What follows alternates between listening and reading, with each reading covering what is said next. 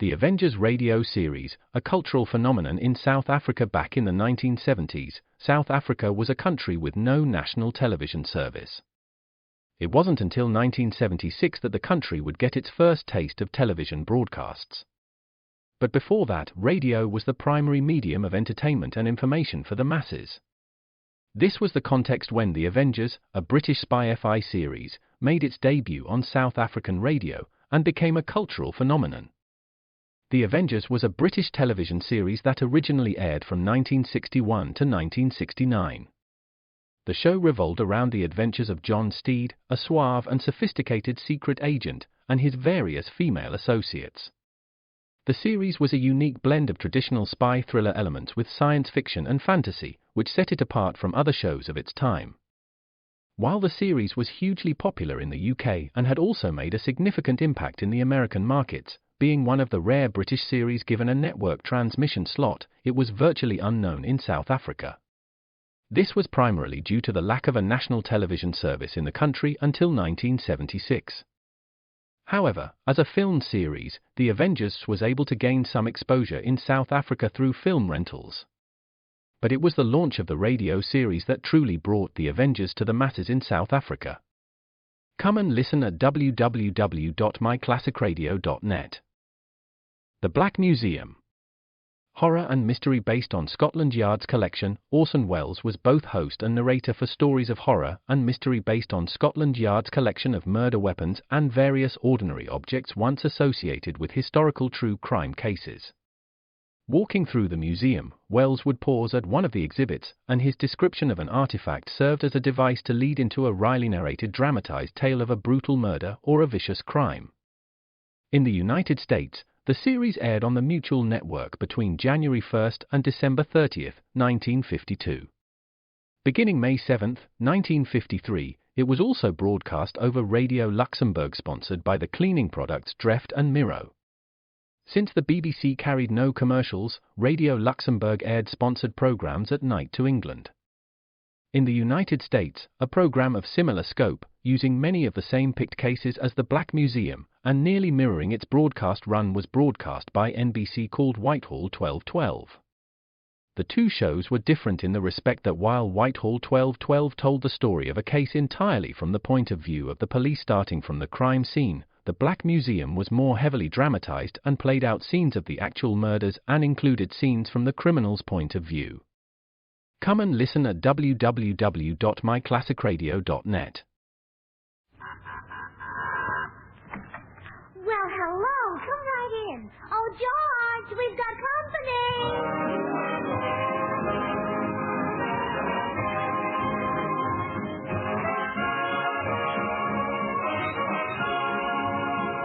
This is Bill Goodwin, speaking for Lever Brothers, makers of Swan, the new white floating soap that's pure as fine castile. Well, it's Tuesday night again, time for another pleasant visit with George Burns and Gracie Allen. We're broadcasting from the Naval Air Station on Terminal Island, California. And our guest is the lovely Ida Lupino, with Jimmy Cash, Felix Mills and his orchestra, and the Swantet. And now, meet the people who live in the Burns house, George and Gracie.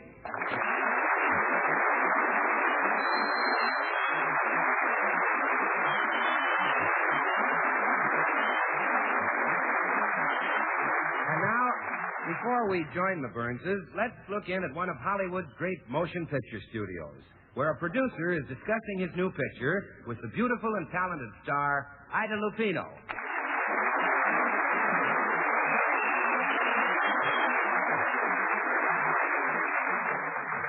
I'm sorry, Mr. Atchison, but I just won't play the part. But it's a perfect part for you, Ida. A psychopathic killer who murders her husband. That's just the point. I've been a mad murderess in my last 3 pictures. People are starting to believe I really am one. Why, when I walk down the street, everybody yells, "Run for your lives, Lupino's loose again." Oh, but listen, Ida. Why, yesterday I stopped my car to give 3 kids a lift. When they saw it was me, they ran screaming. Well, you know how children are. These were sailors. Oh. When sailors run from me, things are really tough. Well, look, isn't there some other part in this picture I could play? No, the only other woman is a scatterbrained little housewife, a sort of, Gracie Allen. Well, I'd love to try that. Well, no, I really would. Suppose I go over to Gracie Allen's house and watch her for a while. Then I could play a dizzy housewife perfectly. Well, are you sure Gracie's as dizzy in real life as she is on the air? She married George Burns, didn't she? Uh-oh. Well, there goes my argument.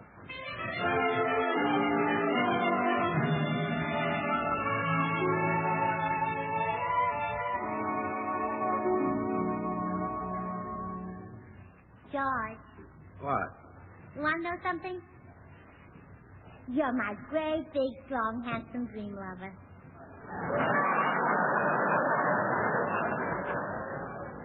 What brought that on? Just love, dear.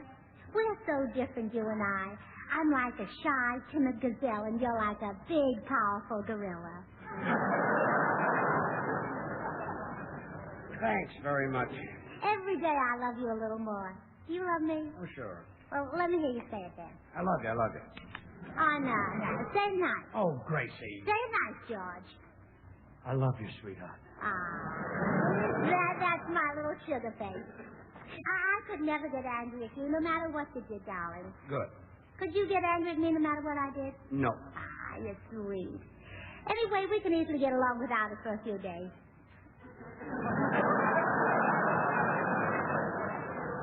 Without what? The car. I smashed it up this afternoon.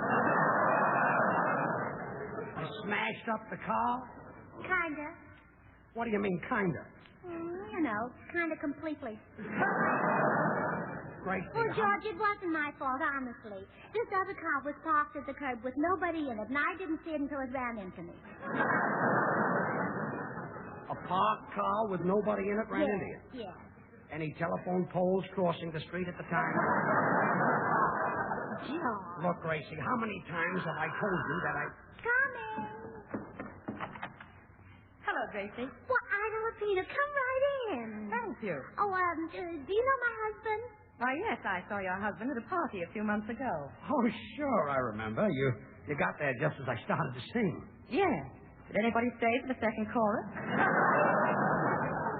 Yes, it was late. They kind of thinned out. Well, it's so nice to see you, Ida. Oh, thank you, Gracie. I'm here to ask your help. You see, I'm going to be a housewife, and I thought you might give me a little advice. Well, I'd be glad to, Ida. George, you better leave the room. Why? Well, this is woman talk. Run along now. Well, okay. I'll go down to the cigar store for a while. Oh, I'm so thrilled that you're going to be a wife, Ida. And I'm flattered that you came to me to learn the facts. Gracie. Now, we'll start right at the beginning with the birds and the bees. Birds and the bees. Yes. Now, there are two kinds of birds. The he-bird, known as the male, and the she-bird, known as the female. Exciting, isn't it? Very. Well, now, when the male bird is young, he just whistles for fun. But as he gets older, he begins to whistle at female birds. That is known as mating. Oh, Gracie, please. Oh, I know it's embarrassing, but there are things every young girl should know. Now, Ida, after they're married, the male bird brings home food known as worms, and the female sits on their children known as eggs. Well, that's all. Well, thank you very much. And now, now for the bees. Oh, no. Yes, there are two kinds of bees. He-bees and she-bees. You're sure I'm old enough for this? Well, I hope so. Hundreds of he-bees hang around a she-bee until she picks out the one she wants. That is known as selective search.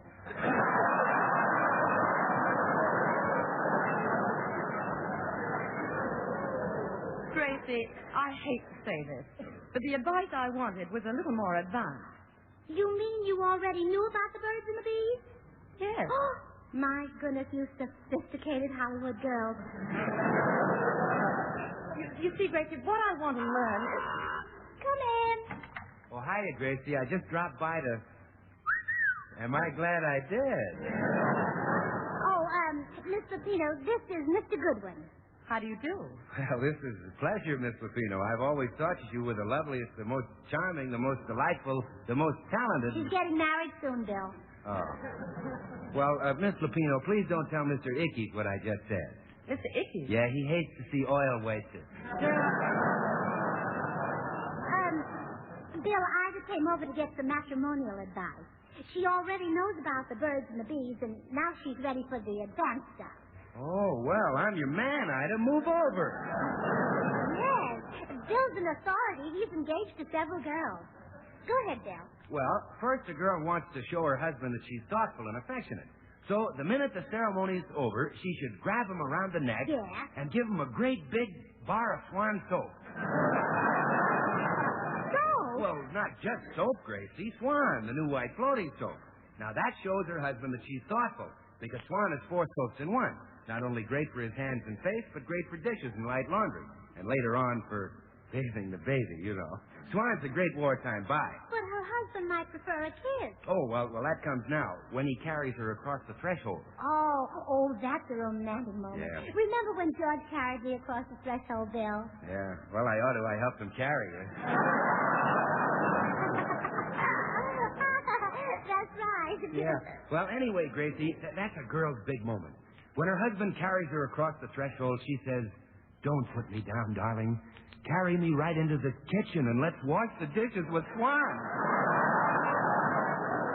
What? Well, he'll be delighted to find out that his little darling can make quick work of the dishes with Swan's long-lasting suds. And at the same time, never have to worry about rough red dishpanny hands, because Swan is so mild and gentle. Oh, well, now run along, Bill. Ida and I want to talk. Well, okay. Goodbye, Miss Lupino. You follow my advice, and your husband will always love you. If you can see her for the suds. You'll see her all right. She's very pretty. Yeah, isn't she? Yes, sir. Every bit as pretty as the suds. Well, goodbye, girl. Now, Ida, where were we?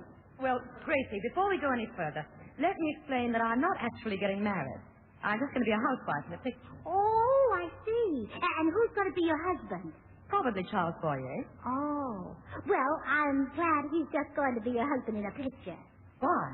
Well, imagine George trying to explain the birds and the bees to Charles Boyer.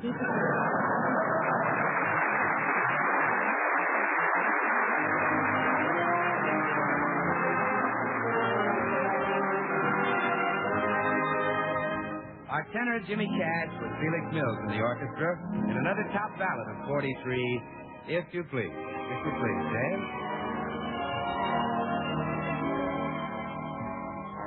Did I see moonlight and magnolia trees? Smile again, my darling, if you please.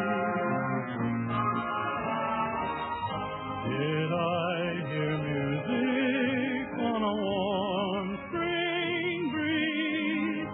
Speak again, my darling, if you please. Did I feel cool September rain just then? If you please, touch my cheek with your hand again.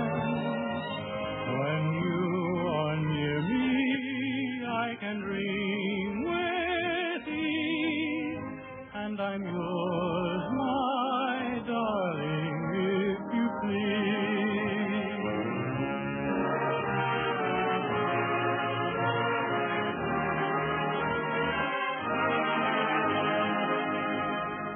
If you please, touch my cheek with your hand again. When you are near me, I can dream with ease, and I'm yours, my darling, if you please.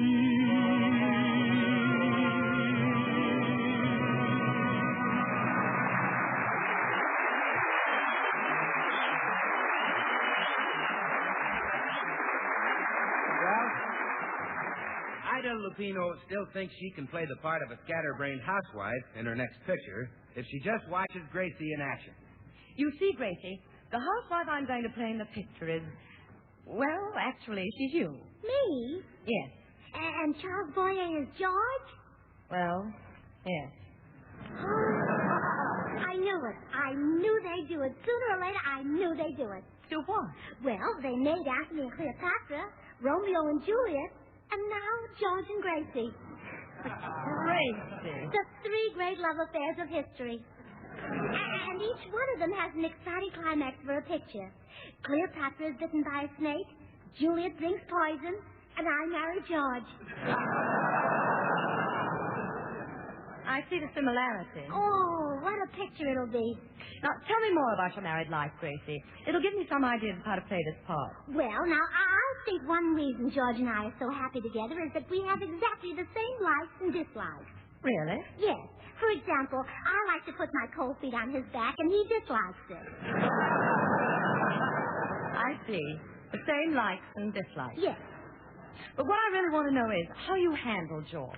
Oh, well, now, the secret of keeping any husband happy is to show him that you appreciate his sense of humor. You know, laugh at all the funny things he says. Oh, does George say funny things? Oh, well, didn't you ever see him in vaudeville? Yes, that's why I asked. Oh, he's terribly humorous. Honestly, sometimes he... Oh, look. Look, he's coming up the walk now. You just watch and I'll show you my technique. Hello, dear.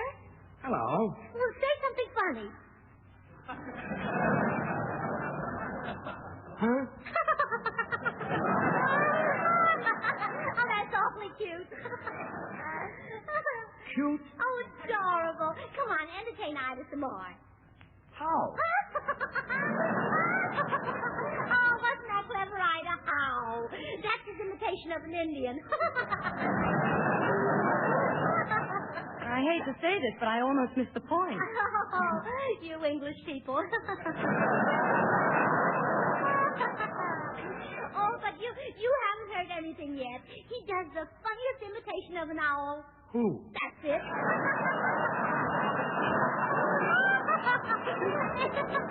Isn't it marvelous, Ida? Girls, I'm going in to read the paper.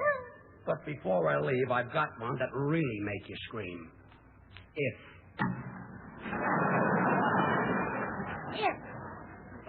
Oh, well, sometimes they're even too subtle for me. Is he always that comical? Oh, no, sometimes he gets very blue and despondent. And then, of course, I have to cheer him up. Well, show me how you do that, Gracie. Well, I've got a better idea. You do it. It'll be wonderful practice for your picture.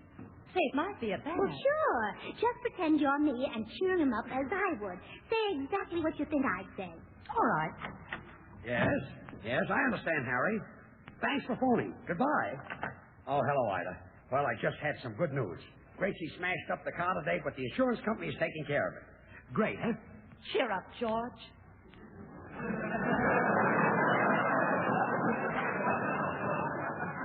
Huh? Let a smile be your umbrella. What? Life is just a bowl of cherries. Life is a... Happiness is a thing called Joe. What are you talking about? I know you have a silver lining. Just turn yourself inside out. Do you feel all right? Smile, George. Remember, it only takes 4 muscles to smile, but you use 12 when you frown. Ida. Or you would if you had that many muscles. Now, wait a minute. How do you feel now? When you came in, I felt great. I knew you'd snap out of it. You know something? You sound like Gracie.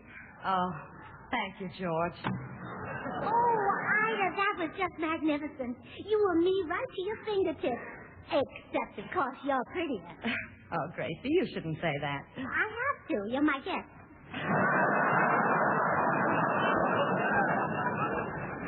Well, anyway, thank you, Gracie. This is one picture where I won't have to be a psychopathic murderess. Oh, is there a psychopathic murderess in the picture? Yes. What a perfect part for me. You? Sure. There are always beautiful, seductive women who wear slinky clothes. All I need is the slinky clothes. Gracie, you could never make anyone believe you're a murderer. Oh, no. Well, you just watch this.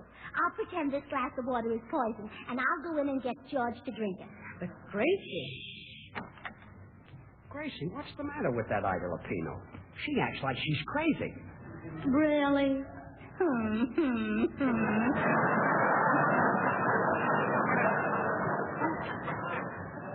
What was that? Here, drink this water. Thanks. I think I need it. There. You want the rest of it? No, I'm too young to die. To die?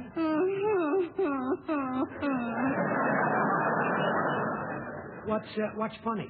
That water you drank was full of arsenic. Arsenic? Yes. I thought it was best that way. An axe is so messy. You put arsenic in my water? Why not? It isn't ration. What is this, anyway? Well, sweetheart, don't you get it? I'm acting. I'm a psychopathic killer. Oh, this is murder. Of course.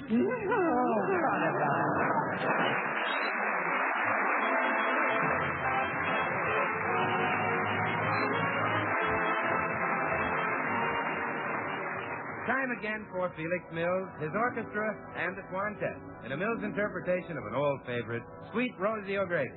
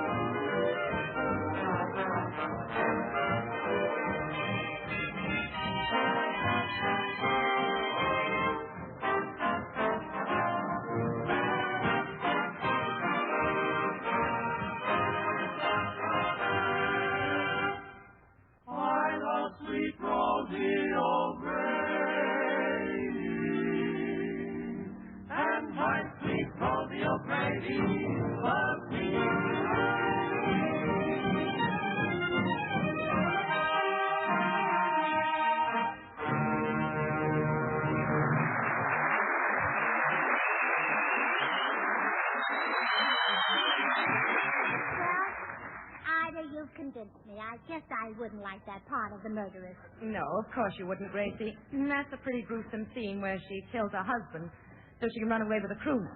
You see... Oh, is there a crooner in the picture? Yes. What a fuzzy part for George. Oh, Gracie, please not that. But George has a wonderful voice. You know how a bird sounds. Yes, but... Well, when George comes on the screen, you'll really hear the bird. I can believe that. I've heard George sing. When? Oh, at that party. Yes, he sang a medley of Irving Berlin tunes, and by the time he got to All Alone, he was.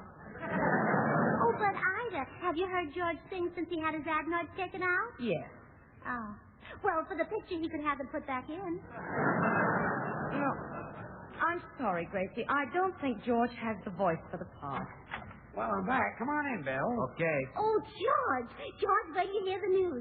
Ida's producer is coming by, and we're going to ask him to let you sing in her picture. Really? Now, Gracie, I didn't say that. Well, gee, Miss Lupino, you might at least listen to George. Gosh, he's great. Just give him a chance. That's all I ask. Thanks, Bill. Why, George can do Jolson, Cantor, Crosby, all of them. George, do that imitation of Jolson. Okay. You know, the one where you go, Swanee, how I love you. How I love you, my dear old Swan Soap.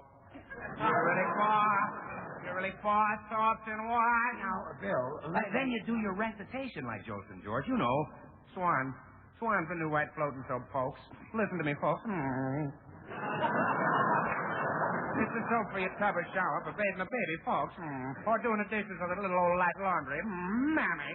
isn't he great, Ida? Bill, if you just... Now listen to him do his imitation of Ted Lewis, Ida. Go ahead, do that one, George. Okay. When my baby bathes with Swan. Bill. Why, doctors recommend Swans for bathing the baby. It's pure as fine castiles. And so mild it's kind even to a little baby's tender skin. Now, Bill. And since Swan is so mild, well, it's just well for your hands and face, your complexion. Is everybody happy? No, nobody. Ida, listen, the kid is really great. Just listen to him. George, look, do that Bing Crosby imitation. Well, go ahead. Well, all right. You know, the one where you go, boo, break it in two. Yeah. Swan breaks in two so you can use half in the bathroom for your hands and face tub or shower, and half in the kitchen for your dishes and light laundry. I surrender, dear. Isn't he great, Ida? Yes, Bill, now I'm going to do an imitation of the RAF, and you're going to be Berlin. Now, take it easy, George. I'm going. Out. The guy's got a bar of soap where his brains ought to be. Dear, you go inside and limber up your voice. I'll call you when the producer gets here. Okay. I'm going to get a paper doll that I could call my own. Gracie, let's face it, even that sample wasn't any good. Well, no. Gee, maybe he's getting a cold. He sang like he had a hog in his throat. Most people say a frog, Gracie, but in this case, I think you're right. Ida, I have some cough medicine here in the drawer that should cure him. Well, I hope this won't be too weak. It's only 2%. Only 2%? Yeah, 2% cough medicine and 98% alcohol. 98% alcohol. Goodness, don't give him too much of it. Oh, alcohol won't affect George. He never drinks. Ida, pardon me for just a few minutes. Here, George, drink this. What's that stuff? Cough medicine. I don't need any cough medicine. But, dear, you want your voice to be in tip-top shape when Ida's producer gets here. Oh, all right, let's have it. That's a good voice. Drink it all down. Delicious, huh? That's awful. Well, you better have one more glass just to be safe. Hey, that's enough. I haven't got pneumonia. Here. And don't leave any. Didn't taste so bad that time. Say, I think I better have a little more. Never mind the glass. Just hand me the bottle. Here, dear. Thanks. Awfully nice cough medicine. How do you feel now, dear? What did you say? That's what I thought you said. Are you sure you feel all right? Better thought never. Huh? Never belt feather. What's the matter? Don't you understand English? Is your throat all right? Fine. But I seem to have a little stomach stubble. Oh, my goodness, what have I done? Oh, my, it's the producer. Well, fine. Have him come in and produce.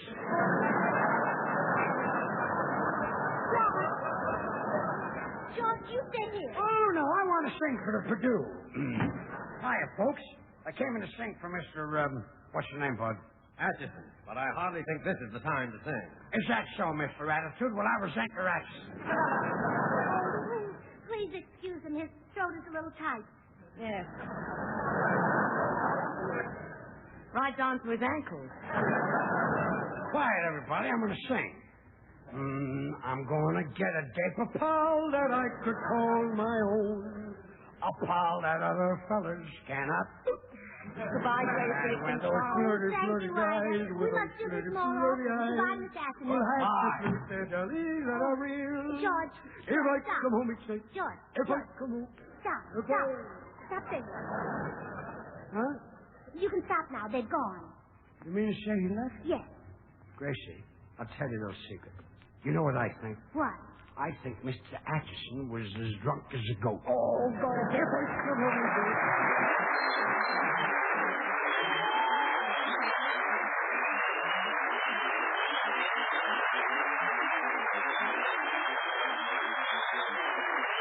Well, you'll hear from George and Grace again in just a second. Meanwhile, I'd like to remind you that when it comes to taking care of your complexion, nothing can take the place of soap and water. But you've got to make sure the soap you use is mild and gentle. So, you better use Swan. You know that Swan is mild. You know that because doctors recommend Swan for even a baby's tender skin. And you know that Swan is pure, too. Pure as fine castiles. So why spend a fortune for fancy toilet soaps all wrapped up in fancy packages when you can get pure, mild Swan and get 4 swell soaps in one? The soap for your complexion, for bathing the baby, for your dishes, and your light laundry. Swan, the new white floating soap that's in a class all by itself.